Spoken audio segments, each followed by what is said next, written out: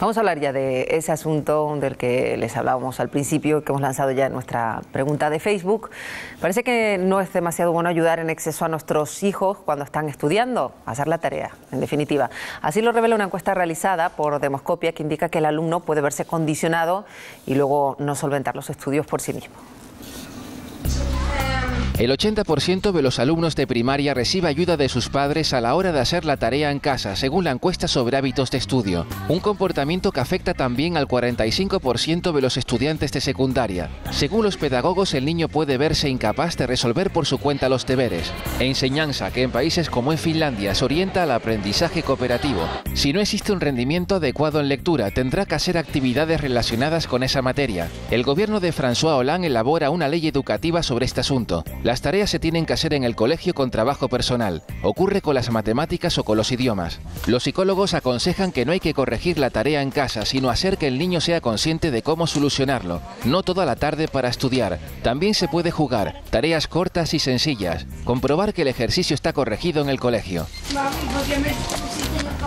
Pues vamos a hablar de este asunto que provoca muchas discusiones y discrepancias entre los propios padres. Vamos a hacerlo con la psicóloga Guasimara González, que es colaboradora habitual de este programa. Señora González, gracias por acompañarnos un día más. Gracias a ustedes. Pues una cuestión que se plantea sobre todo los padres de niños en edad escolar, los que inician las tareas, los que llevan ya un tiempo haciéndolas. ¿Se debe ayudar a los niños o en qué medida se debe ayudar? Porque evidentemente todos siempre nos vamos a ver tentados a echarles una manita, ¿no? Porque si tienen alguna duda siempre preguntan, ¿no? Un poco el criterio, yo creo que para las familias es intentar darle el máximo de autonomía y estar ahí solamente para resolver dudas cuando sabemos que esa duda se corresponde con un no conocimiento, ¿no? No preguntar por preguntar, que hay niños que un poco buscan eso, ¿no? Que le resuelvan mucho las tareas. Si sabemos que es un conocimiento nuevo, sí le ayudamos un poco más, y si no, siempre intentamos darle el máximo de autonomía posible, también en función de la edad que tengan, ¿no? Normalmente parece que esa autonomía se las vamos quitando los propios padres, ¿no? Porque es muy común escuchar una frase últimamente entre padres que tenemos mucha tarea, nos vamos rápido porque tenemos mucha tarea. Hay un plural ahí que implica que ya el padre y generalmente las madres se están cargando con la tarea de sus hijos, como si ellas también y ellos fueran los encargados de hacer la tarea, y ese es el error primordial, sí, o principal, ¿no? Y un poco también son o los que aprueban o suspenden son los padres y las madres también. Realmente lo principal, estamos hablando, sobre todo los niños más pequeños, estamos hablando de las tareas, lo que sirven, más allá de que, por supuesto, para el aprendizaje, es para inculcar un hábito y para inculcar una responsabilidad, ¿no? Entonces, obviamente, si los padres asumen eso como una responsabilidad de ellos y no del niño, van a estar, digamos, propiciando que el niño no la asuma, ¿no? O la asuma menos. La cuestión es crear el hábito, básicamente, que es lo que buscan todos los padres. ¿Cómo se crea el hábito? Se sienta uno, venga, vamos las 5 de la tarde, venga, a hacer la tarea, nos sentamos, vamos haciéndola, o no, o hay que decirle, ya sabes lo que tienes que hacer, tú ya sabes cuáles son tus obligaciones y si quieres a lo mejor te tomo la lección. Sí, lo primero, la función de los padres principal y de padres y madres sería ayudar a su hijo o hija a que se organice el tiempo por la tarde, ¿no? Que sepa que va a haber un tiempo para hacer las tareas y qué va a pasar antes y qué va a pasar después, ¿no? Entonces, primero es crear ese espacio, ¿no? Y después, si le pueden ayudar un poco a, bueno, qué es lo que hay de tarea, vamos a ver cómo lo organizamos, 10 minutos para esto, 10 minutos para esto, 10 minutos para esto. También es verdad que quizás hay veces que hay un exceso de tareas para casa, ¿no? Y son muchas horas y entonces ya ahí entramos en un conflicto. La tarea se convierte en un conflicto y quizás eso sí es más preocupante, ¿no? Cuando ya llega ese momento. Pero en principio las tareas, señora González, suelen estar diseñadas en un tramo de niños entre 6 y 10 años con respecto a lo que han visto en clase, ¿no? O sea, digamos que están preparadas, que los profesores saben lo que mandan, y si mandan repasar 2 páginas es porque ese día a lo mejor han visto esa cuestión y tienen que repasarla. Si claro, el padre es el que hace a lo mejor ese trabajo que complementa al de clase, a lo mejor lo que están haciendo es contraproducente, ¿no? No ayudan al niño, sino justo lo contrario. La función de la tarea, que sería que esos niños y niñas vayan adquiriendo la autonomía de sentarse y hacer unas pequeñas cuestiones en casa, no la tendrían. O sea, estarían dependientes de alguien desde fuera que les controle constantemente. Y eso sí que es algo que hay que evitar, ¿no? Hay que controlarse en el exceso de ayuda, ¿no? Y después llega el momento de contestar a la pregunta o contestar a las preguntas. ¿qué es esto? ¿Qué pongo aquí? Y ahí llega otra duda, porque todos recordamos haciendo la tarea, uno se va atrás en el tiempo y piensa, preguntaba y me decían dónde tenía que buscar, qué tenía que hacer. Pero lo que más fastidiaba es que no respondiesen a la pregunta. ¿Es esa una buena táctica, una buena estrategia, no responder directamente a la pregunta? Claro, que no le demos nosotros la respuesta. La respuesta directamente. Claro, porque entonces es lo que comentaba antes Marta, ¿no? Estamos hablando de quién es el que tiene que aprender, el padre o la madre. Entonces, si le doy yo la respuesta, el niño no está haciendo ese aprendizaje. Y más allá de eso, hay veces que pasa también que niños traen más tarea porque no la han hecho en clase. Entonces, estamos hablando de otra dificultad. Entonces, el aprovechamiento en clase, porque habría que analizar por qué no se está aprovechando. Y luego también ese tiempo que se dedica, si se desperdicia o no, porque quizás eso más o menos está estipulado 10 minutos por año, ¿no? 10 minutos en primero de primaria hasta 1 hora en sexto, más o menos, ¿no? Pero claro, hay veces que son 2 horas. Dedicado a la tarea. Claro, eso es más o menos lo que los profesores eso también puede tener que ver con el niño, porque hay niños que necesitan a lo mejor 1 hora para hacer una cuestión y otro niño que a lo mejor no es más tonto ni más listo que el otro, necesita más tiempo. Eso siempre ha ocurrido y siempre ocurrirá, ¿no?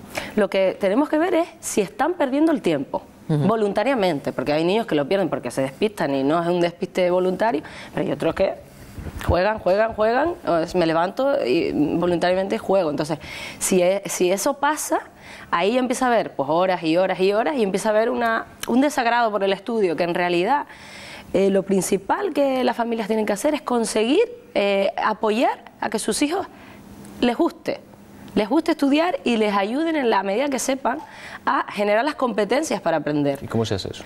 Eso es la pregunta del millón. Primero hay que saber, porque claro, creo que muchas familias no lo saben, o sea, no saben cómo hay que hacer la lectura comprensiva, ¿no? Si hacemos una lectura comprensiva con el niño y no sabemos testear si está comprendiendo o no, pero quizás no es una buena lectura estamos comprensiva. quitándole esa autonomía que tiene un niño que adquirir a lo largo del tiempo. Eso está, los padres estamos suprimiendo esa posibilidad, porque antes nuestros abuelos, a lo mejor, o nuestros padres mismos no tenían esa posibilidad de recurrir a sus padres porque no sabían. Había algunos que apenas sabían leer y escribir y que mandaban a sus hijos al colegio y que no podían solucionar las dudas de sus hijos, y todos sacaron luego buenas notas. No necesitaban, por tanto, a los padres, sino lo que venía del colegio. No sé si a lo mejor nosotros ahora nos estamos preocupando demasiado, como suele ocurrir, ¿no? Al saber más y al saber esas respuestas que antes no se sabían, podemos caer en el error de ir demasiado rápido. Es decir, venga, vamos a hacer esto porque luego viene el otro, entonces cuanto antes terminemos la tarea mejor,